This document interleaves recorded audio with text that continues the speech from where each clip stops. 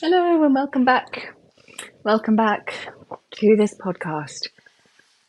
You might have noticed that there's no fancy music yet. There's no fancy intros. There's really nothing fancy. There's no fancy editing. The reason for that is I've got absolutely no idea how to do it. And I don't mind because I want this podcast to be information for you.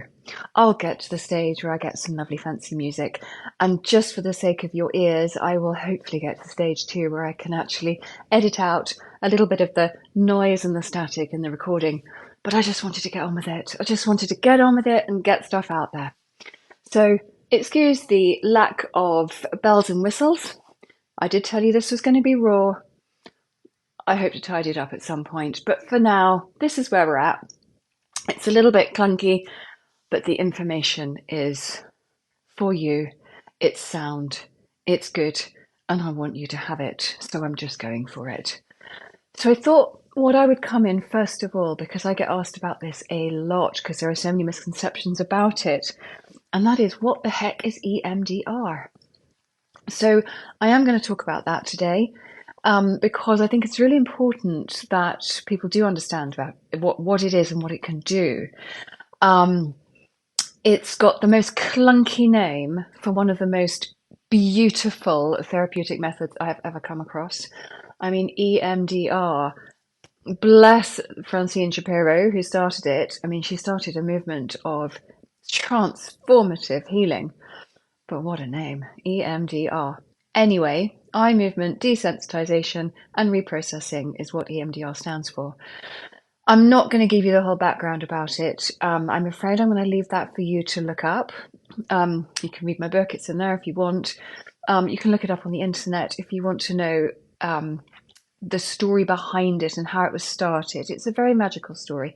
I'm just not going to share it here, because I want to get on straight into what it's like in a session, what people come and see me for, what this incredible tool that I have admittedly tweaked and changed over the years, what it can actually do for you, and whether you might consider it as an option, really, as one of your healing modalities. I do believe that we should use a load of healing modalities. I personally use loads myself, but I'm talking about EMDR today. So, essentially what EMDR does, is we find something in the system, before we even start the EMDR itself, we find whatever it is in the system that is holding us back. So, you might come for a session feeling like, I'm going to give you an example of someone the other day who came in to say, oh, just wish I could have some more flow in my business. I feel a bit stuck. Now, this lady was an incredibly talented, incredibly good businesswoman, and she had reached a place where she just felt a stuckness. And what she wanted to be feeling in her business was a sense of flow. So that was our aim for the session, to get her out of the stuckness and into the flow around her business. So that's what she came for, and she left feeling flow in her business. So how did we do it, and how did we use EMDR? How does EMDR work for that kind of incredible thing? Okay, so it works on the premise that if you can imagine, well, you probably know this already, our brain is in two parts. We have the right hemisphere and we have the left hemisphere. And there's a sort of metaphorical left and right brain, if you like, and they talk to each other. And you've probably heard, most of you will have heard, or said, oh, they're a very left brain person, or they're a very right brain person. And essentially what that means is the left brain is much more thinking, logical, prefrontal cortex, decision making part of our brain. So if I say to you, what's 2 plus 2, your left brain will do most of the work in coming up with a response. The right brain, however, is our limbic system. It's our feelings, our emotions, it's our more artistic, creative side. So perhaps if I were to ask you, what's your favorite color? Your right brain might do more of the work in finding that answer. So what we want is we want both parts of the brain to be working together all through the day as information's coming in at us. And most of the time it does. It works really, really well. The left and right brain work together. So say emotional information comes into our body. And generally, if it's light emotional information, not too heavy, then what will happen is that our thinking brain, our left brain, will click into place. It'll help us to process through the emotional information that's coming in. And more often than not, we will process that information to completion. We will process the emotion out of our system with the help of our thinking brain, our logical brain. And we do that without even realizing that that's what's happening multiple times throughout the day. That's how we sort of function. Now, when something adverse happens to us, so in other words, when that emotional information coming into our system is actually more than we can handle as a human being, then that is when things begin to get stuck in our system. Because if we've got a lot of emotional information coming in, so something really big emotionally is occurring, what happens is we go into a trauma response, which is a subconscious response. We have no control over it. It's very primitive. It's very reptilian. We have zero control over it. It's a survival response that kicks in when the emotional information coming in is too much. It comes in to protect us. So that's all wonderful. The only problem with it for us humans is that when our survival mechanism kicks in, and you might have heard of fight, flight, freeze, or flop, those are the four main survival responses. When that occurs, Mother Nature's quite clever, and our left brain, our thinking brain, is shut down at the time. And this is actually really, really important that the left brain is shut down at the time, because if you think that we're out in the wild, or even if just as humans, if we've got this really huge emotional thing occurring, it's very often going to be too much for us to process. So we almost need to go into this survival response. If we were out in the wild, if we were a bunny rabbit or a deer or an animal out in the wild, that survival response will, given its name, save our life. So imagine an animal out in the wild for a moment. If we had a bunny rabbit and then they suddenly see a lion about to run towards them, that survival response is going to kick in because that fear is going to be off the charts for the bunny rabbit. And their survival response will quickly work out which is the most appropriate survival response for this situation. Do I try and fight the lion? Do I run away from the lion? That's flight. Or do I freeze? Do I play dead? And in a nanosecond, a split nanosecond, that survival response will kick in with the most appropriate one and will likely save that bunny rabbit's life, whether it decides to run, whether it decides to play dead, or whether it decides to fight back. I don't think a bunny rabbit would decide to fight back against a lion, but Mother Nature's pretty clever, and I shouldn't think that particular survival response would kick in for the bunny rabbit.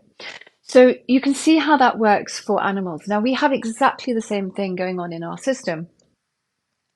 If you think back to that little bunny rabbit, if they'd had a left brain, a thinking brain, which would have had to have come in to process all the information coming in, it would have taken a long time for that little bunny rabbit to have made the decision consciously as to whether to fight, run away, or play dead, by which time it might have been eaten by the lion. So it's incredibly important for our survival that that thinking brain does get shut down when the emotional information coming into our system is too much. And that is what happens to us as humans too. So that is essentially why we end up with trauma. Trauma is not the thing that happened to us, but it's what remains in our system as a result of something that happens to us. Because if that left brain isn't coming in to process the emotional information that's coming in, then that emotional information and fragments of it, not all of it, but a lot of it, will remain stuck in our system. And this is what we are all carrying. Now, we can carry this type of, I literally have never met anyone in my life, and I don't think I ever will meet anyone in my life who has managed to go through their lifetime processing every single experience that has happened to them during that lifetime. I just don't see how it could possibly be. It could not be possible. So we're all going to be carrying events and experiences, fragments of them, in our systems from our lifetime. Now, the other thing that's absolutely extraordinary is that we inherit trauma, and I'll do another whole episode on this because it's so fascinating. We also inherit trauma from our parents. We call that generational trauma. We inherit it from our ancestors, ancestral trauma. We carry past lives trauma. Clients go back into past lives. That's going to be a whole session in of itself as well, because that's so interesting. We carry a lot of trauma from being in our mother's womb very often. So as you can see, there are many, many, many opportunities for us as humans to be carrying trauma. Now, I know that when someone comes to see me and they're feeling stuck, they've hit a ceiling, they don't have enough clarity, there's stuff that's just not going how they want it to in their life, I just know that there's going to be something in their system, whether it's from this lifetime, from their womb experience, from their parents' lifetimes, from a past life, down the ancestral line, wherever it's from. It can be cultural, it can be societal. I know that is going to be what is preventing them from doing the thing they want to do. So back to EMDR for a minute.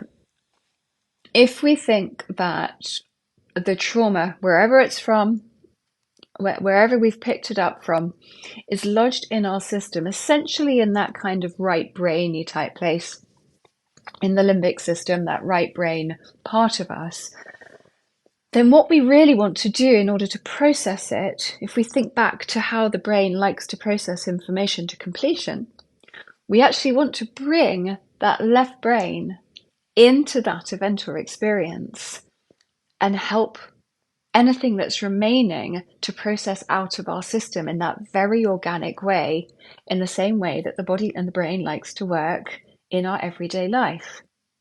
So that is what EMDR does. It's absolutely incredible.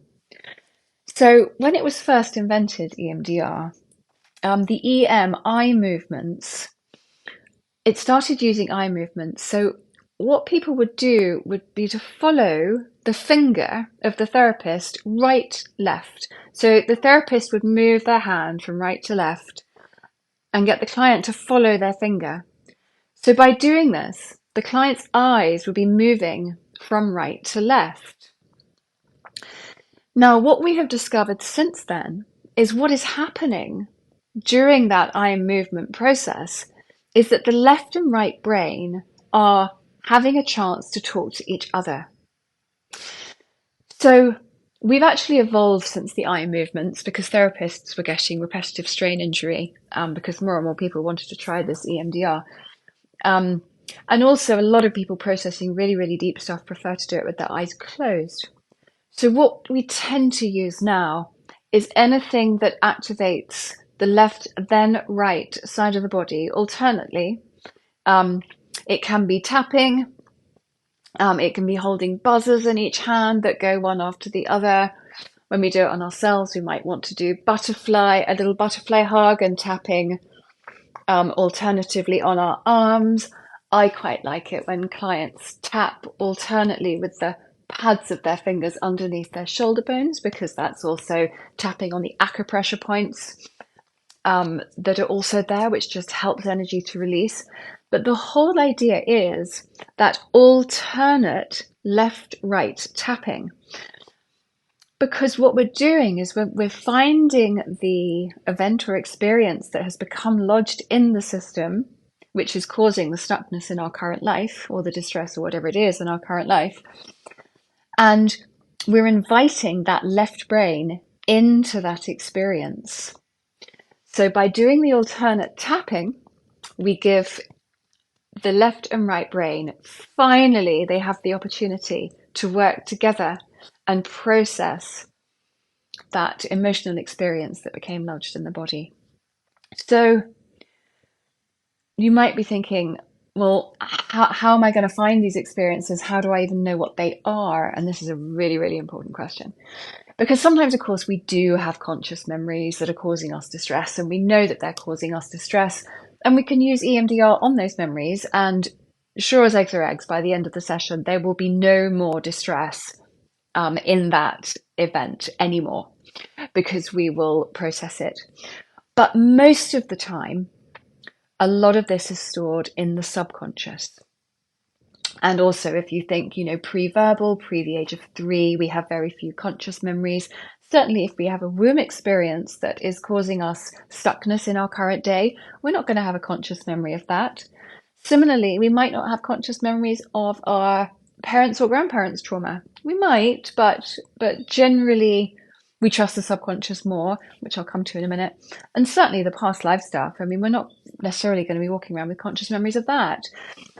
So what we do, and this is the really, really exquisite part, and we actually borrowed this little technique from the hypnotherapist. So thank you, hypnotherapists, for this.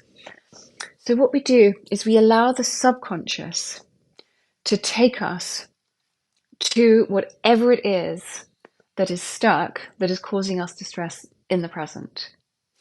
And the subconscious does its job incredibly well.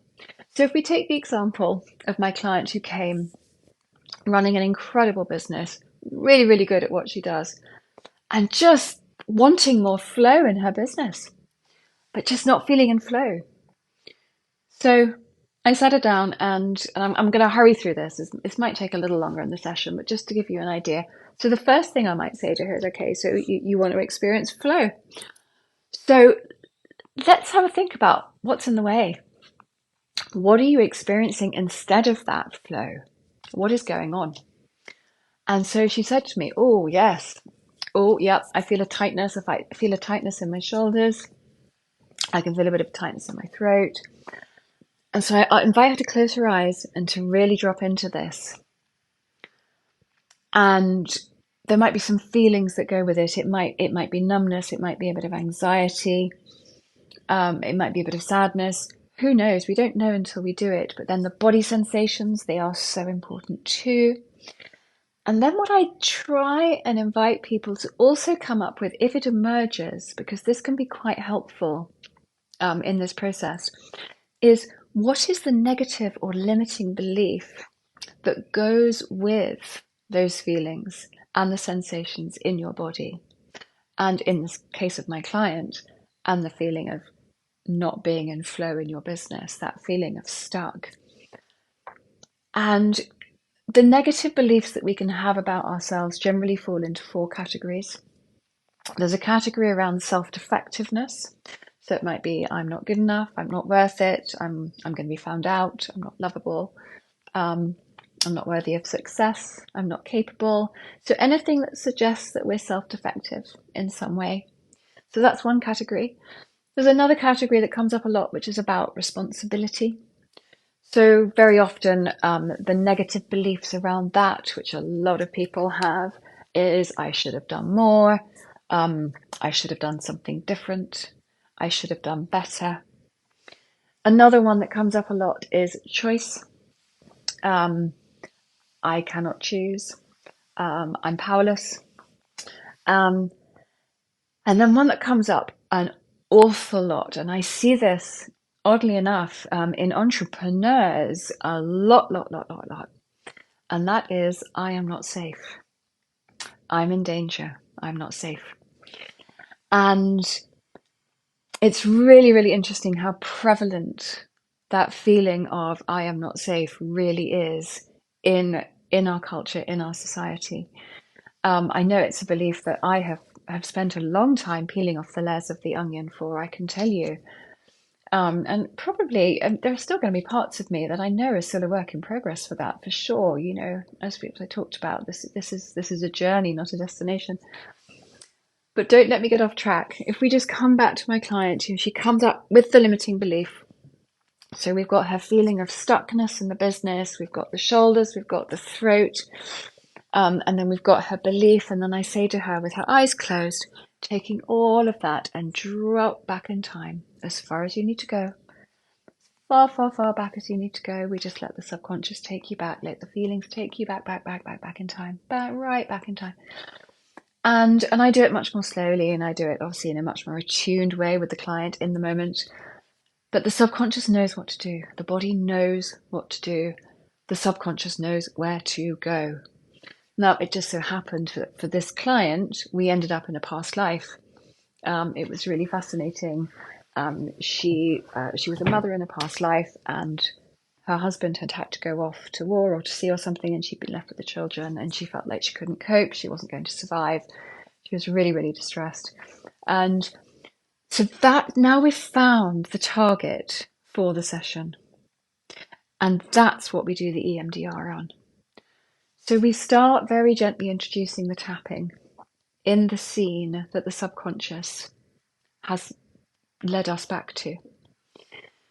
We start doing that left-right tapping.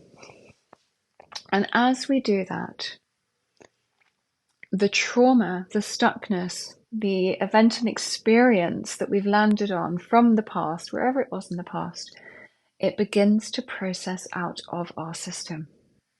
And this is the utter beauty of EMDR.